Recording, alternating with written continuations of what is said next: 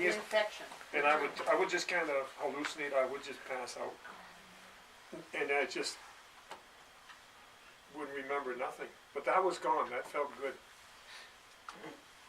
Anyways, then they said, well, we have hope. We think we can save your right leg. So they said it's an 8-hour surgery. It's a 50-50 chance that we can save it. And thinking back, I said 50-50 is pretty big. So I said, well then, go for it. So they took me in surgery. They took a muscle out of my back. The surgery was supposed to last 8 hours, lasted 15. I came out of there, it was so brutal. So brutal. They came to my room. My boss came to my room, then I came to my room, and I just said, I asked him to leave. I just couldn't take it anymore. And there was Paulette Ancio come and see me, and she said she was a nurse at the burn unit. She said, Paul, is there anything I can do for you? I said, Paulette, if you can find a gun, bring it. I'm going to shoot myself. That's how low I was. Anyways, they said, well, we can't graft it till we know we got circulation. So 3 days later, they said, we got circulation. They took me in surgery, and they grafted it. They said, we can't touch it, disturb it. And 3 days later, they took the tensors off, and I smelled. I said, what's that smell? And they said, your leg has to come off. And I never sunk in a depression like that, ever. I was down to 140 pounds, and I couldn't even lift my head off the pillow. I was so weak. And it was just brutal. Brutal. And people talk about people taking their lives. Well, if I could have, I would have. Because I don't judge people like that, because that pain is very strong. It's very painful. And the biggest thing is I was losing my identity. I was a good lineman. I climbed towers, poles, worked on power lines, loved it. Heli skied, taught skiing. And I was losing all of that. But one thing that happened to me, Lorraine was there every day, every day, every day. And that's what supported me. And like I say in the book is, my friends loved me and carried me till I could love and carry myself again. And you know, if you have somebody that's sick in the hospital and whatever, please go see them. Just taking the time to come and see them. And I had somewhere to visit, and people that worked and stuff like that, and family. Basically, that's what saved me. Yeah, Lorraine did a lot of stuff. No legs, no hands. She'd put me in a wheelchair. She'd take me home. And it's pretty brutal to deal with that. Your toiletry, you can't do nothing. Couldn't move my hands. But here I am. Yes.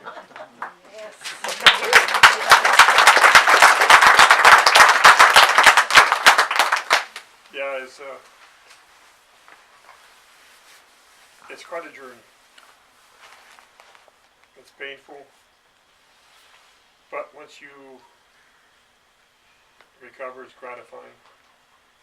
I've learned to appreciate things, appreciate life, and how we look after ourselves. And I like to call it like health or wealth. What's more important? So, you know, and how we treat others are going to treat us like that. So I have to control the squirrels. How long were you in the hospital? I was almost 7 weeks in the burn unit, right? Longer? 4 months. 4 weeks. Oh, Oh my God. in the burn. He got his last foot amputated on Halloween.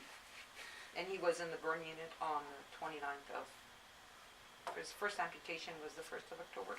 His last one was on the 29th, 31st of October. And you were walking on the 15th of November. Wow. Have a strong will. Yeah. And Yeah, how it was- old were you when this happened? 40. He just turned 40. How come they couldn't give you painkillers when you Oh, had they so did. much? No, what happens when they put you in surgery, they take you off the painkillers for the time you're in surgery. So then when you come back out, they have to rebalance it. It takes like a 6 hour, because he had the drip in here, Yeah.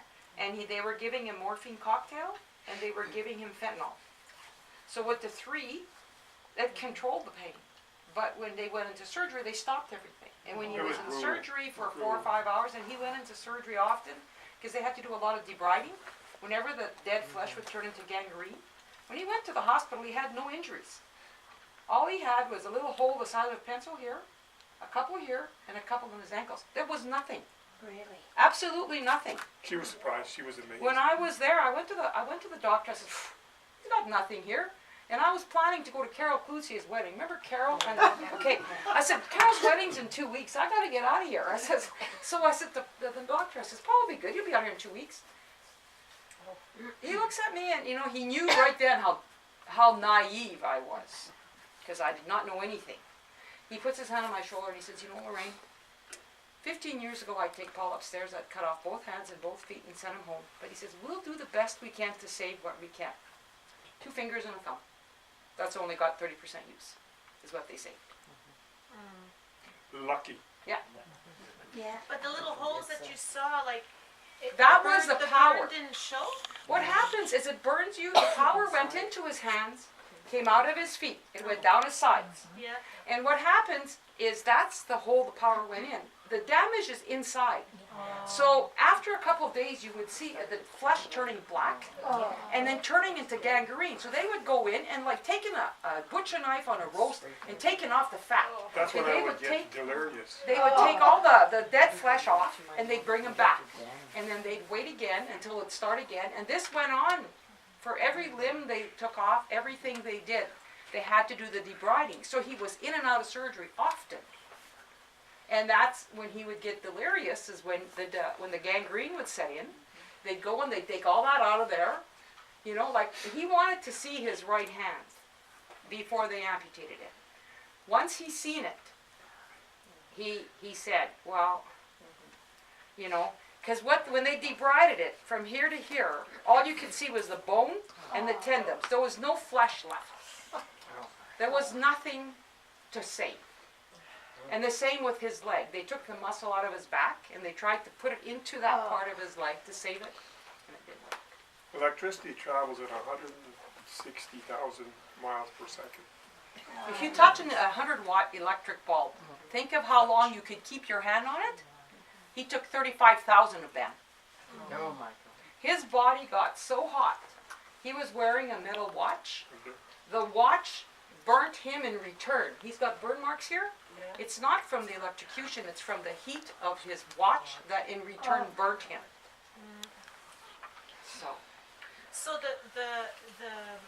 the black would just show up in time? Like Yes, yes. It didn't show that he had an injury, but it was Yes. showing up because his body kept on burning. Because essentially? it was burnt from the inside. It was burnt on the inside.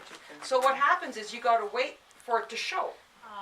So when it would show, they'd take him in and take as much dead flesh off as they thought was okay. And then if it would get worse, then they would go back in and do it again. It's like a gunshot. It goes in, and the more damage is on this side because it went in this side. Yeah. It's like a gunshot. And he's got the entrance wound. See, they fixed it here, where the entrance wound was when he had the jack in his hand. And he's burnt on his stomach, but it wasn't the power that went into his stomach. He was holding a jack, and when they turn the power on, it makes that big ball of fire. So he's burnt from here to here. So it made that big, it didn't do anything to his internal organs. It burnt right to it. So if he would have gas or anything, his stomach would bubble out. The first thing that happened to us, they put a temporary mesh in there, and they sent him home. So he's taking a shower, and he's washing his hair, and he looks down, and he had this big bubble about the size of my fist right